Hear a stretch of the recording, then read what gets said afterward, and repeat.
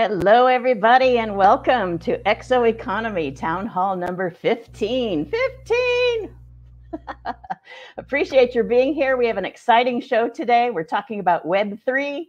We're basically going into the metaverse, smart NFTs, and so much more. And now that the mainstream is finally starting to grapple with this, we've got a beautiful expert behind the scenes who's going to fill us in on the backstory and take us to another level. So let me introduce you to the host of our show, Kent Langley. Kent is a serial entrepreneur and co-founder of ExO with Salim Ismail.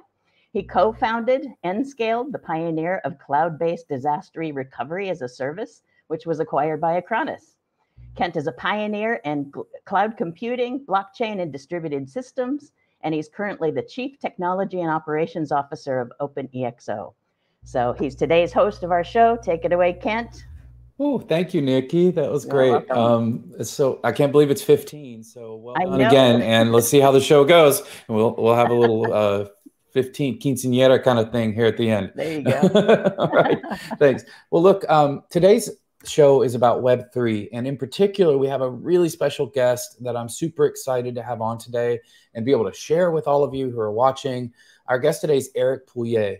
Eric and I first met, funny enough, in November of 2021 at an XPRIZE meeting where we were all sitting around discussing tokenization, tokens, cryptocurrencies, NFTs, DAOs, and a whole lot more, and how these things might apply in the space that the XPRIZE works in. And that was kind of my introduction to Eric. And he did something really cool in that meeting. And maybe we could talk about this in a later, but kind of in passing, he mentioned gamification and a gamification framework called Octalysis. And Nikki, I think, you've been leading us through the implementation of Octalysis. And I just found out a few minutes ago that a lot of the questions that have come into today from our community came from our Team Play Challenge, which has a deep integration of the Octalysis framework in order to drive engagement, which one of those types of engagement is giving us the very questions that we're talking about today. So that's quite a loop that we took there that actually started with Eric saying a strange word called Octalysis. Maybe we'll have to have a separate town hall just on gamification. Sounds good. Really quickly about Eric. Eric has been working on NFTs and NFT-related technology for quite some time, going back 2013, 14, 15. He'll have to fill us in. He's the creator of something called the Vatom or virtual atom. These are smart NFTs. They're widely used with 30 million. They're widely used, about 30 million or so are deployed across some of the world's largest companies. He's envisioned a new world of human interaction and empowerment that's made possible by the concept of the NFT. And we do hear a lot about use cases for NFTs. And I think Eric has kind of cracked the nut on that in a number of areas. And he's going to be able to share with us today. I hope we get a chance to talk about some of the use cases that he's been seeing, because I think that would be a really interesting way to spend our time. In addition to NFT, my co-founder, Salim Ismail, co-founder at ExO, is here with us today, and he'll be on the panel and even co-hosting with me. We're all hosts on a panel like this. And I think you all know Salim, but really briefly, Salim is the co-founder and chairman of ExO, and ExO is a place where we're all working to transform the world for a better future. Salim's a serial entrepreneur, a prolific speaker, co-founded, built, and sold the social networking company ExO to Google back in 2010. He's an active board member at the XPRIZE. There's the connection to Eric, where I was in a meeting back in November. He's co-founding executive director of Singularity University, which is also where I met Salim. And he is the co-founding member and director of the Fast Track Institute. He's lead author of the best-selling business book, Essential Organizations. Go ahead and bring Salim out. Nikki, let's swap out and get Salim out here. I'm going to ask you a couple of questions real quick, Salim. But first of all, how do you know our guest, Eric, today? And also a little bit about ExO's journey and its sort of brushes with crypto and Web3. Would be a great intro. Well, I've been on the board of XPRIZE for 5 or 6 years now, and I met Eric through XPRIZE, where he comes frequently to advise us at the board level about the future of crypto. So known from then, and always has these incredible pointers for us, like Octalysis and other ideas. I can't wait to hear what he's up to and how he sees the future. We've been dabbling in the crypto world for from the beginnings, since Singularity, and we were giving out Bitcoins in the first few classes in 2011, 2012, where people had no idea what it was. And as you know, we built our own crypto 5 years ago as to kind of participate in this and play with this. Ralph Merkle from the Merkle hash tree and the private key infrastructure that Bitcoin and crypto is built on was one of our alumni, one of our faculty, and has some amazing conversations around it. He's written a whole paper on crypto DAOs and blockchains, DAOs and democracy, which is worth reading. So we've been kind of running our own token infrastructure for a few years now and trying to build it out. So this is super critical for our world. The reason you want to decentralize is because it scales. And as we're trying to scale our ecosystem out to the world, this is a critical piece of it.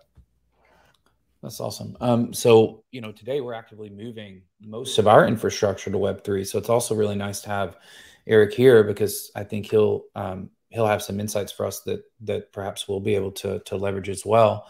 But while ExO moving to Web3 is exciting, we do have something pretty cool today. As I mentioned, we got a lot of really good questions that came in from the community.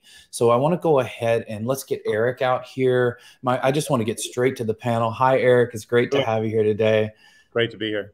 And what we've got is, I got a ton of questions. I would like first, though, you'll do a far better job of introducing yourself than I'll ever do. But if you would just like to take a couple minutes, let us know what do you see out there that's really exciting in Web3? I mean, you hear that the markets are up and down, everything's crazy.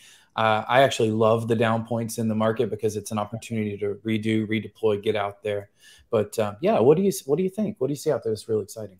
Well, I think it's incredibly exciting, and the idea of somehow correlating the markets being up or down to the substance of what's going on makes no sense, because you only need to look at the analogy of the 90s, where it was also pretty exciting when this notion of a hyperlink layer on the internet came around, of the web, and there was a lot of excitement around that and a lot of thought about how it might apply this new World Wide Web to so many different industries and aspects of our lives.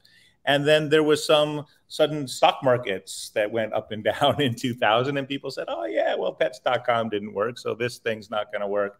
And you know, that is natural, but it doesn't change the underlying fundamentals of a seismic shift in how we see the use of the internet and how it's going to apply. And so the most exciting things to me that are happening right now is that the light bulb is going off in the minds of the leaders of every major organization, brand, company, government in the world, recognizing that everywhere where Web 2 applied and where it made sense to affect healthcare, education, government, entertainment, advertising, each of those areas, Web 3 is now going to apply as well. It truly is an evolution, but not a small step. It's a incremental step change, and we can go into that today. I couldn't agree more. I think people, maybe that's a part of our job, Eric, today here on this panel, is to explain to people just how big of a shift this is. I think it's tough for people to wrap their heads around it, and we're at the first stages of the technology where it's a little clunky sometimes, and the interfaces aren't that pretty. I think you've done a lot of work actually around that on making it much easier to use. With your work on Vatom. That's right. Yeah. Look, the primary inhibitor to this becoming mainstream is not its usefulness, it's its ease of use. It's the friction of onboarding. It's the ability for the average person to focus on the tasks at hand and not the underlying complexity of the technology.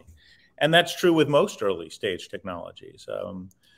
We spoke about XPRIZE. Well, founder of XPRIZE, Peter Diamandis, speaks about something called an interface moment, and a time when the kind of niche of a specific audience and scientists and engineers and people who are working in a category, suddenly it breaks open, because you can now make money on building something on it, and you can make money because people can use it. And that cycle actually breaks through when an interface moment occurs. This is what we think is now occurring. Salim, you talk about Gutenberg moments a lot. Would that relate any to Peter's interface moments? What would you say in that with Web3 right now? You know, to some extent, we identified at Singularity University that we have like something like 13 to 14 major technologies that are now doubling on a regular basis in their price performance: drones, 3D printing, neuroscience, et cetera, et cetera. And where they intersect, you typically get these huge Gutenberg moments, like AI meets mechanical engineering. You have autonomous cars, or cryptography meets computation, and boom, we have blockchain and cryptocurrencies. The other way I've heard Peter talk about it is you have his 6Ds of disruptive, et cetera. And for something to go from linear to exponential, goes into a deceptive phase, and you crack through that when you crack usability, right? And that's the interface moment, essentially, where Steve Jobs made the smartphone usable, and boom, it took off. The blockchain isn't quite usable yet. Coinbase made it easy to buy Bitcoin and sell Bitcoin, and that kind of layered one layer. But now we're getting to a real application. The best framing I've seen around some of this comes from Brock Pierce, where he talks about, look, the internet was an open protocol where we could move information back and forth. But we tried with great difficulty to secure the transactions on it. And with blockchain, you now have security and authentication of the transactions. That adds the whole transactional business layer to it. And now the thing completely goes, because the world runs on transactions. And now with the work that Eric's doing to take it into the virtual world, you have essentially scarcity coming into abundance in a completely new model. And how will we deal with that is, I think, the incredibly powerful commentary around this, because they're all kind of converging in one place. That was a great segue to one of our first community questions. So Michael Freeby, one of our longtime community members, has asked the following, and Eric will start this one with you. How do you see the innovation steps towards democratization of health in the metaverse? Well, look, there's a number of different kinds of health, right? It's a large subject. So there's the notion of treating people and delivering medical treatment. There's the notion of mental health treatment. There's the notion of research and drug discovery and things such as collaborative efforts towards improving healthcare. There's also the notion of administering healthcare. How do you actually interact with your healthcare providers and create those environments? So as you break down each of those segments, each one is going to be affected dramatically, though differently, including all the way to the insurance side of things, and who's insuring you and how is that done? How are the transactions, as Ishmael said? What we need to talk about is when Salim talked about the notion of transactions, that goes very much to the idea of security and ownership of data. So let's start there with healthcare. The first thing we should note is that as we move into Web3, there's going to become a more prevalent notion of what's known as self-sovereign identity.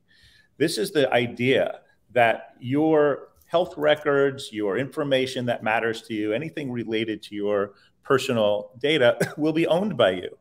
Well, that wasn't a concept that was really possible, because where would you keep that, right? As long as you keep it somewhere else that somebody else is running, you can't be owned. This notion of decentralization and a blockchain allows you to conceptualize a future where your data is owned by nobody, stored and distributed widely, but owned only by you, with your keys being the access point for not only seeing the data, but distributing it to who gets it and how. So that's the first thing that's going to matter to healthcare a lot.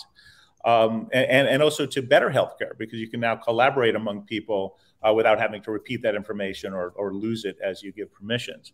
The next part of it, which moves away from the maybe transactional part and the security part, but into the social part, is that as you start to add the next layer, the first layer is this notion of identity, right? Of knowing who you are, and the wallet.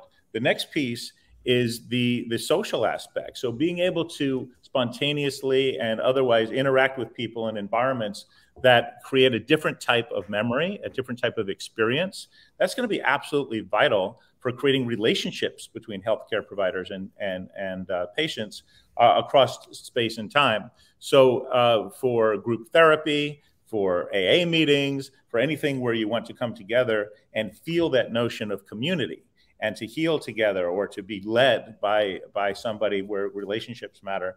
That's also going to dramatically change in this model. And then the last piece, of course, is the NFTs, the things. So we're talking about, when we move to this model of Web3, we're talking about overlaying people, places, and things on the internet as we know it today. So the things is this notion of true ownership. And that's where you have your wallet, you have the spaces and the opportunity to interact with people differently. And then the things are the NFTs, the true ownership, starting with the idea of the data itself, but moving into the idea of objects that are dynamic, network aware, and secure.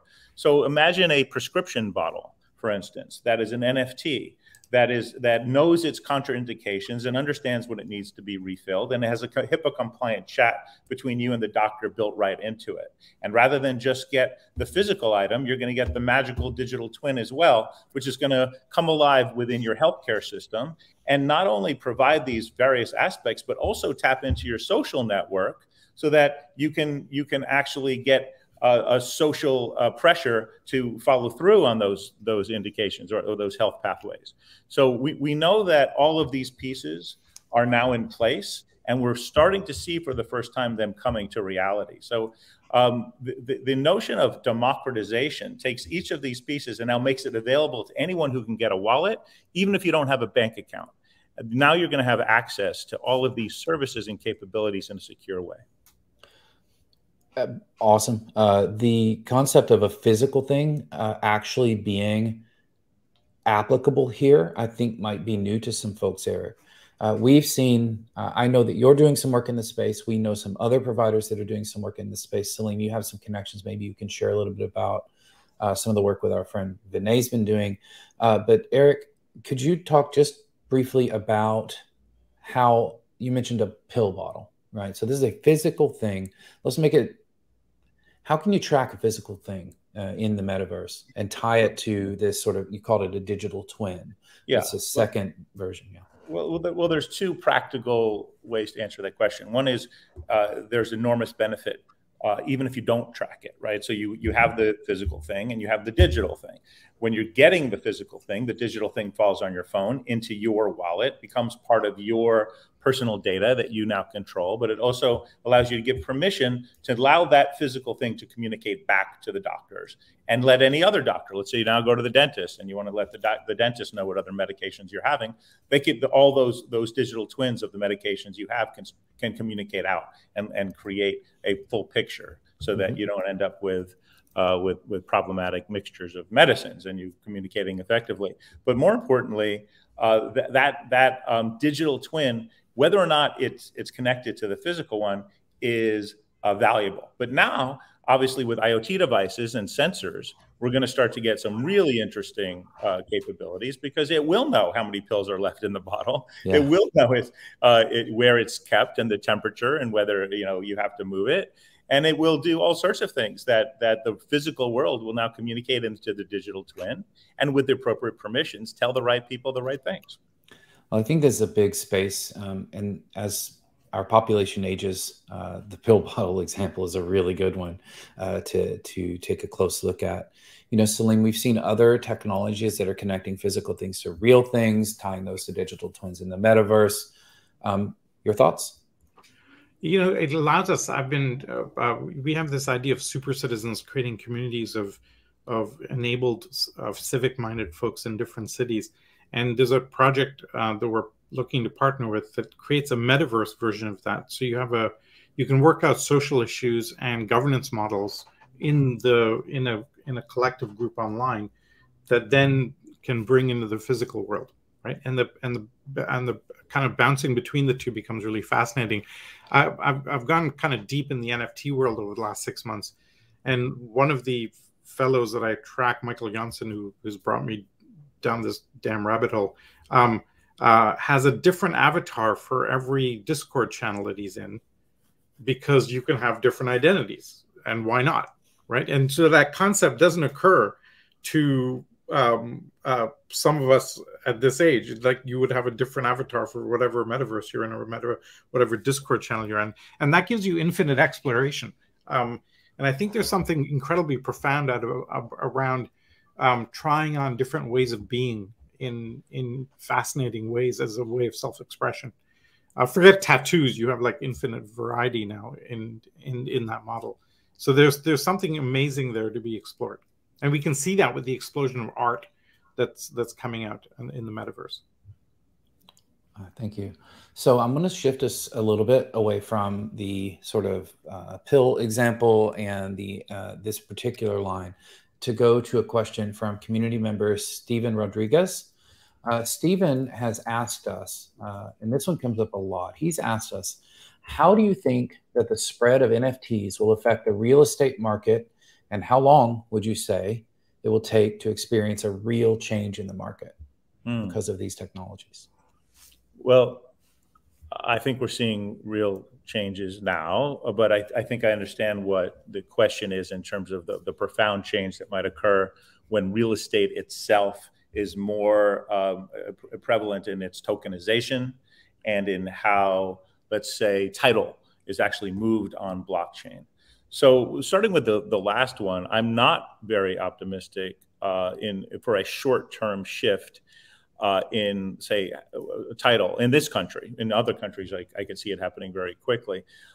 We have to separate in our minds this excitement about exponential technology while we're living in a very linear world of bureaucracy and of the wheels turn very slowly, not only because of bureaucracy and the need to educate and communicate to lawmakers, but there are vested interests in place for every inefficiency.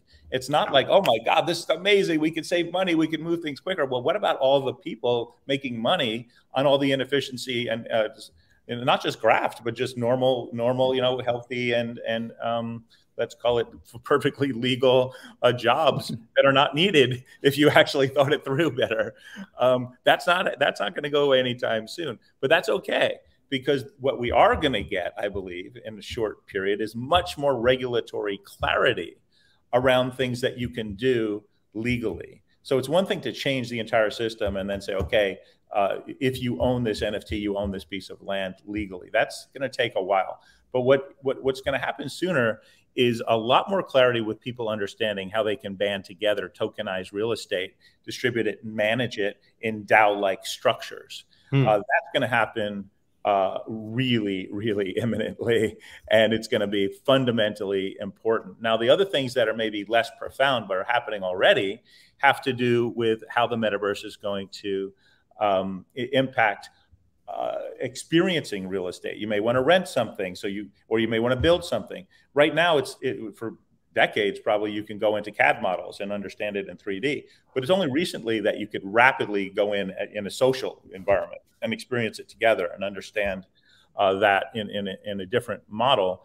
And it's also only recently that communities can be formed around living environments, so you can get to know your neighbors even before you buy something and understand how they interact with one another and communicate. And then, of course, the ties of neighbors between one another, and those social ties are going to be strengthened by this model, which is going to change real estate prices. And then we're already seeing NFTs used as proof of participation tokens, where if you show up to something, you get something. So right now, you see NFTs largely being used as maybe static devices of speculation. But the major shift that's happening in the world is moving from speculation to engagement. This notion that I could go into an open house in real estate and take an NFT brochure off the table by scanning a QR code, which not only gives me information about the house, but keeps me up to date on the bidding and the pricing and communication back to the realtor or the owner.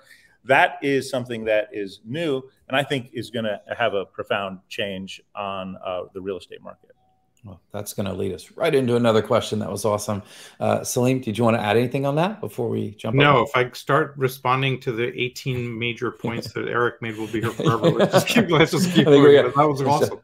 Yeah, this can fork off into a number of conversations. So you said something really interesting there about effectively using NFTs as a messaging conduit.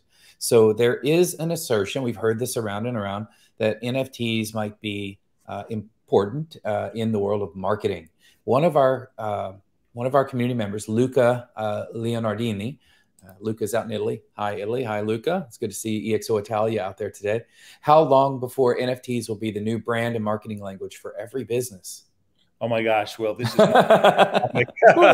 yeah, I know, right? I have to tell you, like, I'll be shocked if it's not like right around the corner. I mean, we are seeing the signs everywhere. The water against the dam is buckling the dam right now, and so many factors have come together to create this perfect storm. Not just technology, but other factors such as Apple's decision, I think rightly, to change their policy on cookies.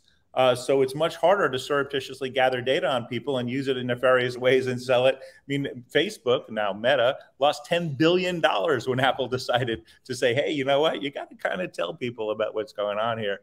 And Meta's like, well, we don't want to do that. Why would we want to tell people how we're going to use their data? I think Mark Zuckerberg's recent assertion that getting up in the morning feel like getting punched in the gut might have had a little bit to do with that. Mark, we love you. Yeah, you know, we love. Yeah, that's fine. But you know, yeah. but the point is that the moment is now. Look, in 2015, I was sitting at my bar Harvell's. I recommend you all come to Santa Monica and have a beer with us at the historic Harvell's Blues Bar, where the first NFT really came about. That had programmability, that had the notion of engagement, et cetera. Prior to that, there were a couple experiments. There was colored coins from a conceptual, theoretical point of view starting to be thrown around on discussion boards. And there was an individual who had put a JPEG on a blockchain. But there was really no substance around what does this mean and what is, you know, how does one really proceed with building something reusable and practical. From that moment, when we conceptualized this concept of a virtual atom, it was very clear right from the beginning with our colleagues that this was going to be the most profound human communication tool in the history of the internet. Because when you are someone and you can own something and you're network aware and you've opted in, you can now have a direct communication channel with that end user. Right. If I were to say, hey, click on this banner ad, take some time for uncertain value, you're gonna be like, thank you, I've got other things to do. But if I say, do you want a piece of pizza? You'll say, sure, thanks, I'll take a piece of pizza. Because the part of the brain that says take something for certain value with no time is a very different part of the brain. It's an idea of ownership.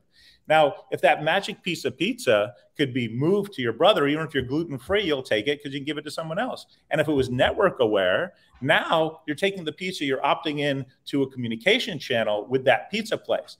Now that pizza company no longer has to ask permission, from Mark Zuckerberg, to talk to their own customer, or to Walmart to talk to their own customer. If you're a packaged good brand, you now have a direct channel. So what's happening in the advertising, marketing, and loyalty world, not later, but literally right now, I know somebody can somehow find an anecdote to counter this, but I will say in 100%, I know this is bold, but in 100% of all brands right now, they have an active strategy where they're either putting their toe in the water or they're actively whiteboarding and figuring out what their strategy is about this, about collapsing advertising, marketing, and loyalty into one thing around this notion of delivering an NFT to somebody as an instrument of engagement instead of speculation. These companies don't care to make money. Some do. I mean, some are dabbling with the ups and downs of the marketplace, but 99% are not there to make money on selling you an NFT or in the aftermarket for it. There's some interest in that, but it's small compared to the overwhelming tidal wave that is now coming to see these as the most powerful concept in the history of the internet for connecting to people. So an example would be, think about today's web wallet and why this is not prevalent and what's about to change.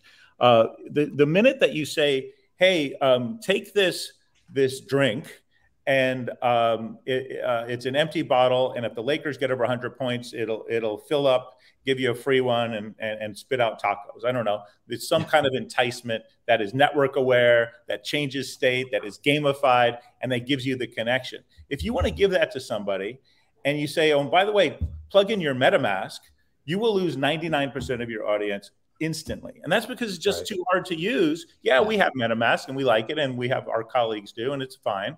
but it's not fine for a consumer audience. I always, one of the groups that we work closely with at iHeart, I always say, hey, look, now that we've shifted to a consumer model, the world is opened up to us, because just recently, if you were to say, hey, we've got $1 million to anyone who can get this NFT, you'd leave with that same $1 million, after the concert, because nobody can figure it out. But now what you can say is scan this QR code, click this link, the same model that people started to use in the pandemic to get a menu, they can now use to get an NFT. And with that friction eliminated, and with the opt-in mechanics that are legal and ethical to create that channel, we're now going to find a completely new world order around this topic of loyalty, marketing, and advertising. Excellent. Look, I'm going to take a quick breather here to do a buzzword definition thing for the folks here. So just to make sure everybody is up to date on a few terms. So I'm not going to define them. I'm going to give this over to you guys. Let's first say NFT, right? We've used this phrase how many times now in this discussion? It's a non-fungible token. Eric, what is it? A non-fungible token is a token that can be distinguished from another, that is uniquely different. Let's start first with the opposite in that sense of what a fungible token is. A fungible token is one where everyone is indistinguishable from another. So an example in the real world would be gold. If I said, hey, Ken, I have an ounce of gold for you, you would say thank you. You wouldn't say, oh, tell me which ounce of gold it is and where did you find that gold and is it da-da-da-da. You would basically say, wow, if that's real gold, and it's an ounce, I'm happy for it, because 1 ounce of gold is the same as another ounce of pure gold. Similar with Bitcoin. If I give you a Bitcoin, you'll again say thank you. You won't say which Bitcoin. But that's very different when you move from fungible tokens like that to non-fungible. What non-fungible means is one is extremely different than the other. And this goes for why we call this world Vatoms, because it simulates the idea of atoms. If I go to Amazon, whatever, and I buy 12 dinner glasses, each of which look exactly the same, they're not the same. It doesn't matter that it looks the same. They're each individual. And in the physical world, they're distinguished because each one can only be in one place at the same time. If I give it to you, I don't have it anymore. They each can be authenticated as unique, and they have an origin and a provenance from when they were born and made all the way towards what they are now.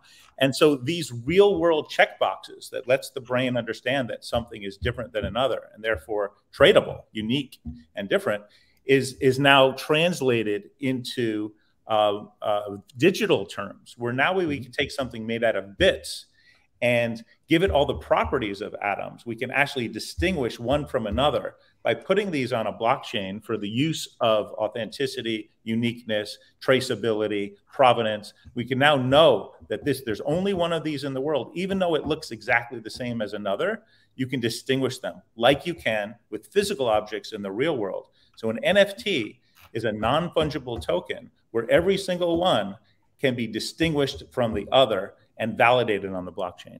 That's right. And so tying that back to your prior comments about marketing, it can also become a channel or a conduit to a user to engage with them or for them to engage with you. And that is called oftentimes a drop. So putting something through. And what we call a smart NFT. The difference between a standard NFT, which maybe is throwing a JPEG up on a blockchain, which you can buy, sell, and hopefully find a greater fool to buy it for something more than you paid for it. That's very different than a smart NFT, where since 2015, we've kind of forecast that the first wave of this technology would be like the wave of every other, where you start with get-rich-quick schemes and speculation and rampant everybody under the sun jumping in to make a buck and moving quickly to the substance. The substance is about the network, the communication channel. And that's where we move now, engagement and communication. Yeah, so I wanted to tie that concept of the NFT to the concept of it as a channel. And I'm going to come back, and Salim, I'll ask you about DAOs in just a moment.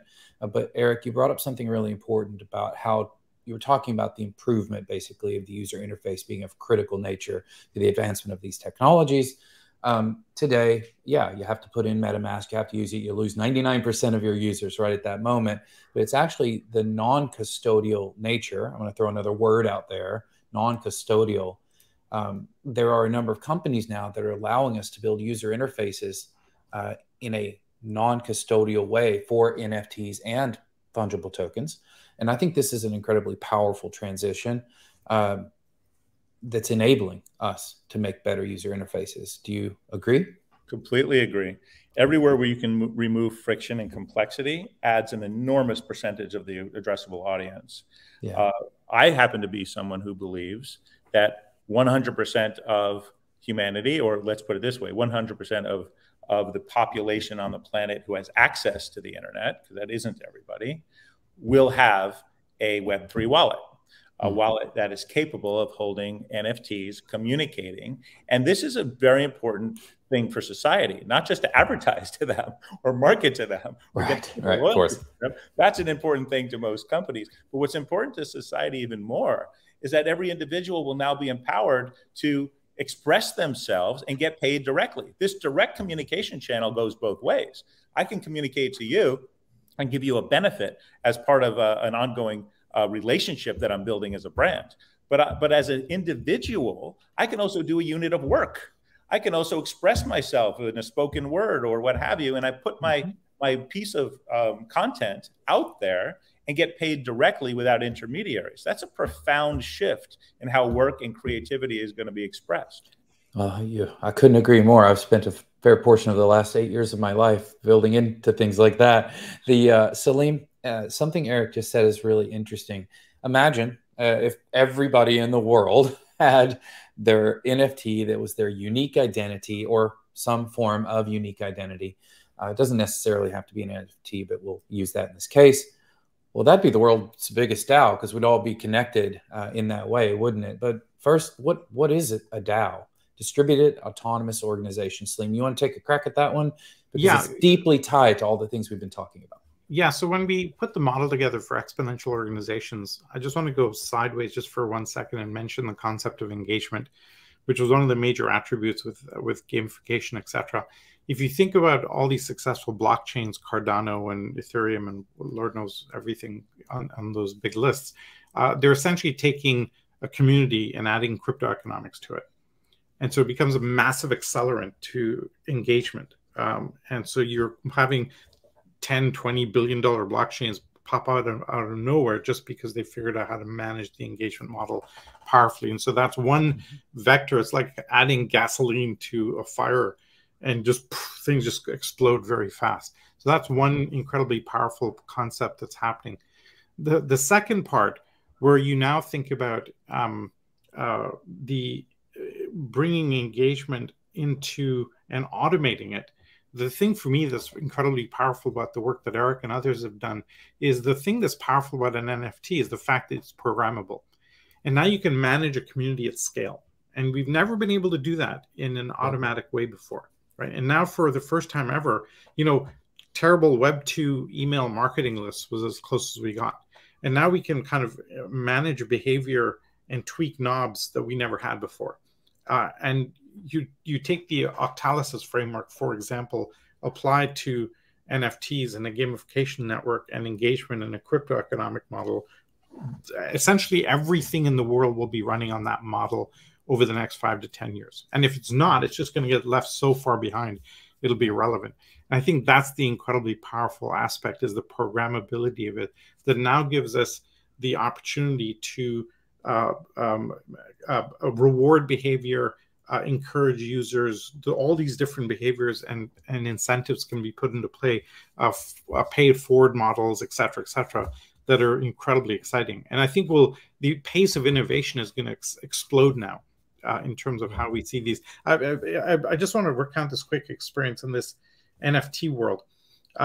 I've been watching and tracking these Discord channels and sitting in these Discord channels, and I think we're actually forking humanity.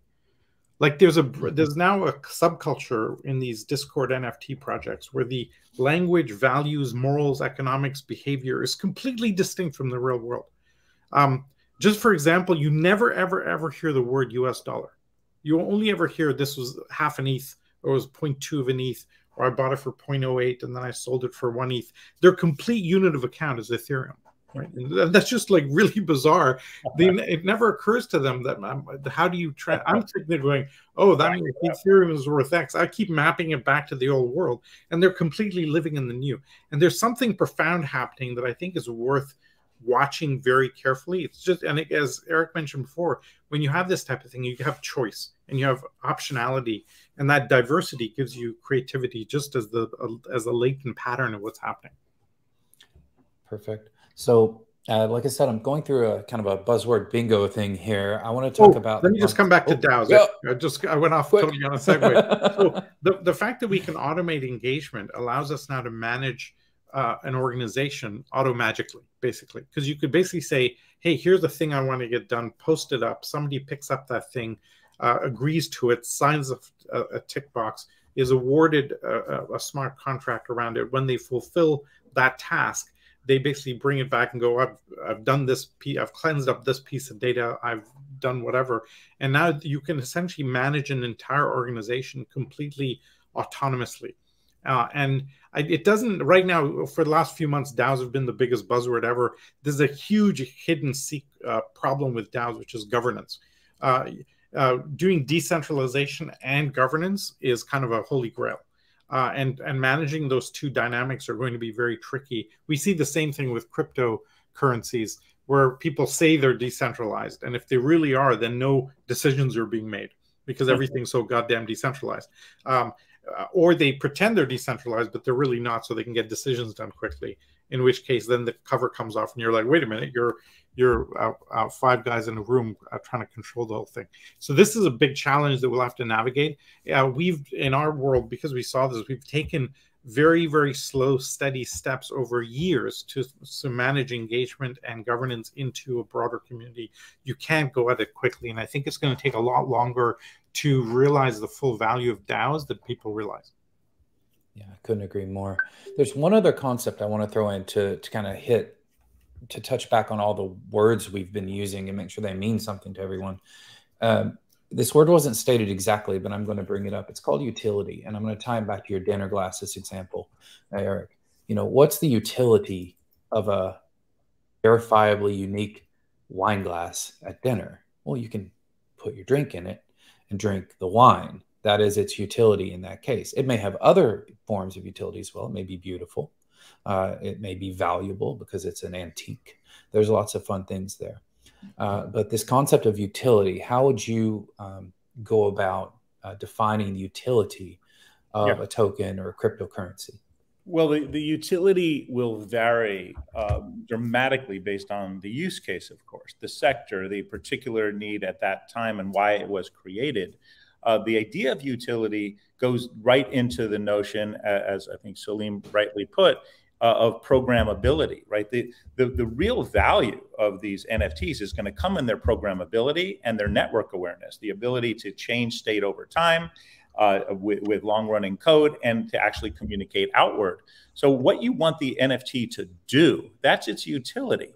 Now, at the first stage of this transition, where people are starting to realize that they should and can find their highest purpose outside of pure speculation, the first utility that we're seeing is around access.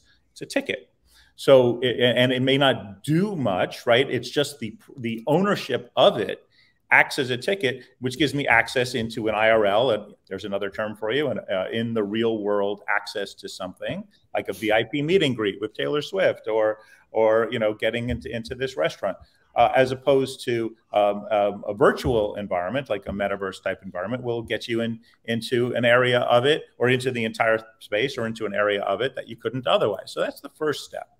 The next step in utility that people are going to realize, with the token not doing much itself, but still having utility, will not only be to give you access, but to give you abilities. So as you move from access to abilities, it's like, not only can I get in, but what can I do? Now, so we've built at Vatom a really, really sophisticated entitlement system specifically for this, where you can ask an arbitrarily complex question to it and say, well, first of all, for access, do you have this token? How long have you had this NFT? You know, what level, or, you know, are you for certain types of access? And then it goes to abilities. What are you allowed to do? Well, if you're in a real world environment, maybe it lets you turn on and off the lights or change the colors or change the music. You know, there's things where you now connect to IoT devices that start to get you into really interesting industrial applications and factories and all sorts of permissions and security allowances. Then you move into the virtual world and it's the same thing. What are you allowed to do? What are you allowed to change? Who are you allowed to be? It's an entirely new entitlement system that is based on ownership.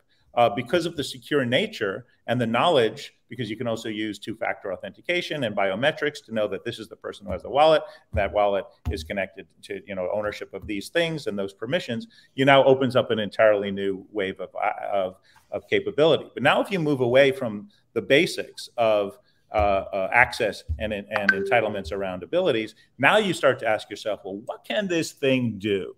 And that's where it starts to get insanely fun, because the utility is only limited to your imagination. I mean, this object.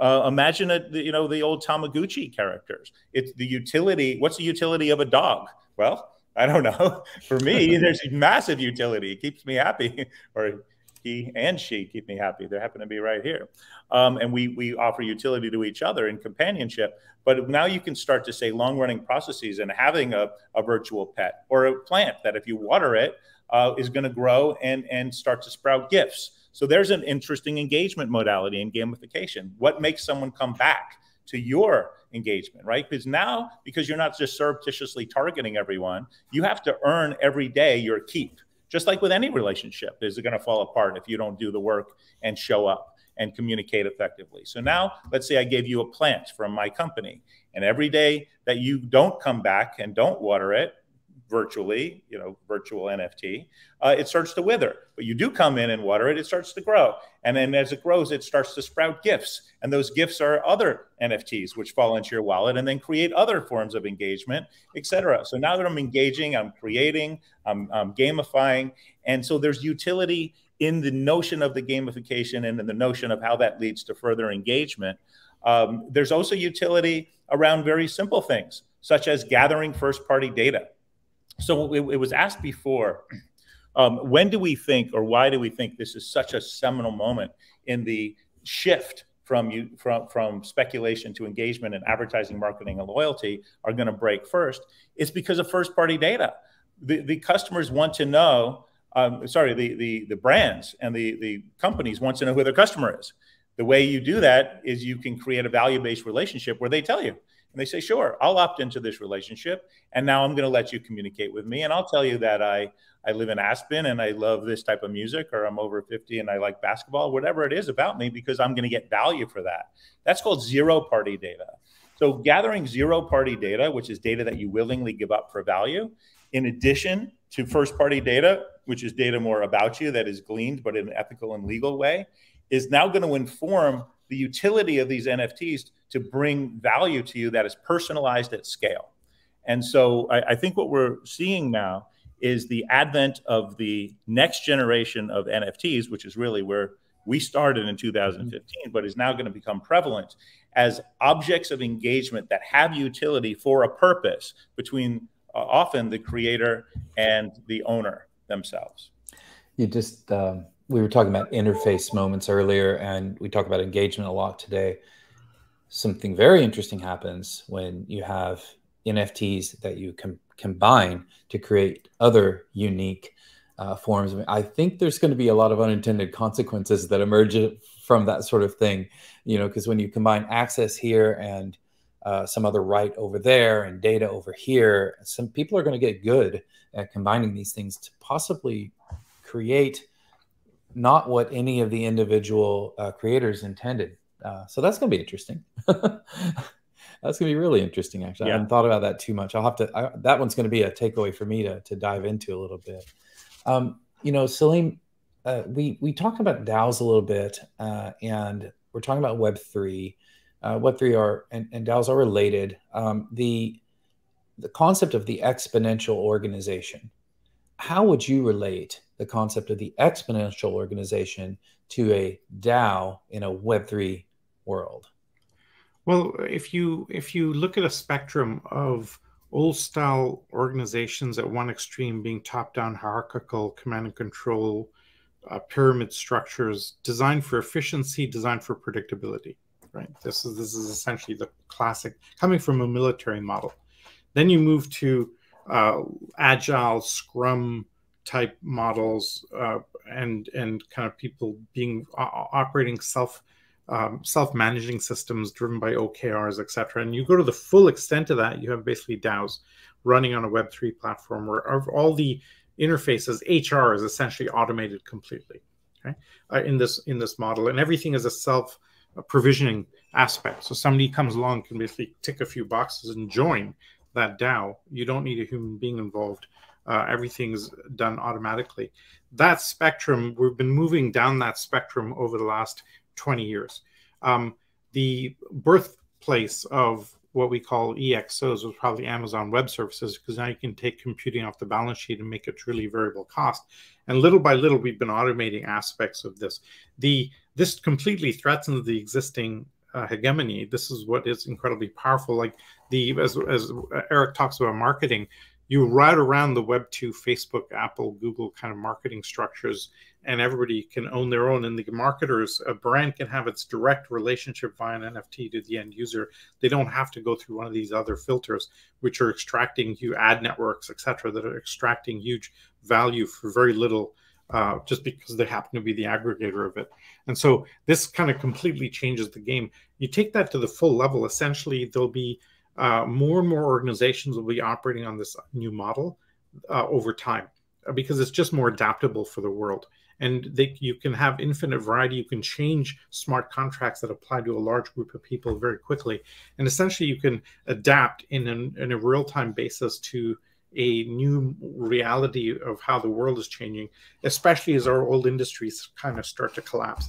You look at the old rigidity of, you look at an old newspaper stock page, and you see transportation stocks and utility stocks and retail stocks and logistics stocks. Well, Uber covers like 6 of those, right? So what is it? And so now you have this completely new type of animal that can explore and go back into these old models, but you can't go from A to B. You have to essentially evolve into this new thing. So this is why people have such difficulty. When we wrote ExO and we came up with the model, it was incredibly hard to tell the car industry that Tesla's going to eat your lunch. They basically go, look at that thing. That's like, and even if it's successful, you can't scale it. It doesn't know how to mass manufacture cars, et cetera, et cetera. Well, those are all kind of commodities. And the fundamental reality that a combustion engine car has like 2,000 moving parts in the drivetrain, and a Tesla has 17, is just insane. Right. And I'll give you a little stat that I came across this last week as we were finalizing the research and so on for the book. In 2002, the BMW M5 was the fastest production sedan ever created. Okay, 2002. Roll forward 20 years. They did a speed test with a Tesla Plaid and a BMW M5, a quarter-mile speed test. Except the M5 was coming at 70 miles an hour, and then the Tesla started. Okay. So it's got it already moving at 70 miles an hour, and the Tesla beat it in a quarter mile, and beat it hands down, right? Yeah. They kind of compared it to the Lucid, which I'm going off tangent here, but just to give you the sense of the scale of the difference, is one of the Lucid Dream cars delivers 8 times the power at 3 times less electricity, or power, 8 times more performance at 3 times less power needed to generate that performance. So it's a 24x performance improvement over that BMW from 20 years ago. That's just a staggering number. And when I think of Web3 and this NFT world and Vatom and some of the work that's going on, essentially is delivering for marketers that 20x performance compared to the old way. And that's what's funny. A visual for that. What's funny, Slim, is we still measure that in horsepower. I know. Really? Yeah. How many horses is that? Do the math on that. And I just want to throw out one other little one, which is the Vega. Okay, this is a 900 horsepower electric car. Looks like a Lamborghini. It's the 3rd fastest car in the history of cars. It's being designed, engineered, manufactured, built in Sri Lanka. That hotbed of automotive engineering. I love showing this to car executives, because like they can't digest it, they can't grok it that this is possible. The democratization is now makes it possible that anybody anywhere in the world can do something radically disruptive with the right mindset, with the right tools. And I think that's what's incredibly exciting about what's happening in the world today. All right.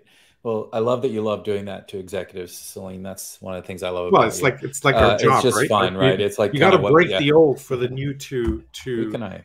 Yes. Who can I freak out today? Okay, so really quick, little blurb. Look, we've got a community all hands coming up on September 28th and 29th. There'll be two because they are designed to cover all the time zones. We've got a lot coming up in that all hands about ExOs, about our platform, about how we're deploying Web3 capabilities into the platform. You don't want to miss that one. So please look at those dates, save that date, stay tuned for information about that. Eric, you are the founder of Vatom. I would love it if you would just take 1 or 2 minutes to tell us, what is Vatom all about? Yeah. How's it going to change the world? What are you excited about with it? How can people engage with it? Just take the last couple of minutes here. And then right after that, I'll close it out and hand it back to Nikki. And before then, just say thank you, because I won't have time in a minute. Thank you, Eric, for being here. Salim, again, for your contribution and participation.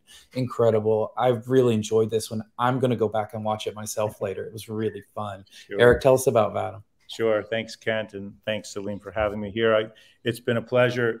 So first of all, to go to the end of your question, to engage with Vatom, go to vatom.com, V-A-T-O-M.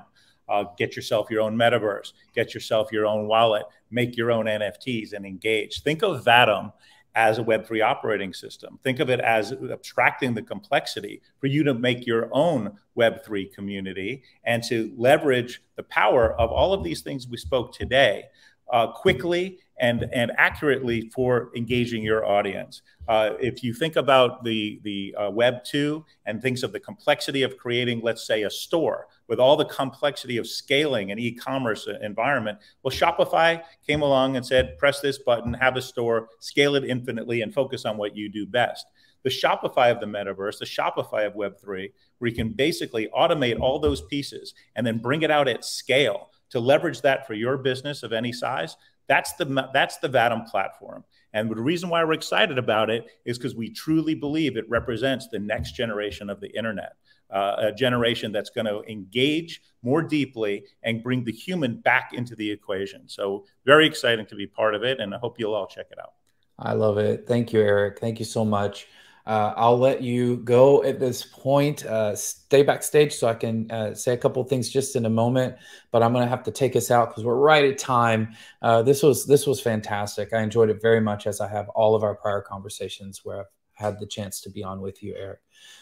So everybody knows, I know that we did not get to all of the questions. There were so many really, really good questions and concepts. I'm going to work with Nikki to figure out how we can surface those, maybe in short form somehow afterwards. So please don't hold it too bad against us if we didn't get there. We only had an hour today. The last thing is, well, nope, that's it. I'll say thank you, Nikki. Back over to you. Close us out. Let's end on time.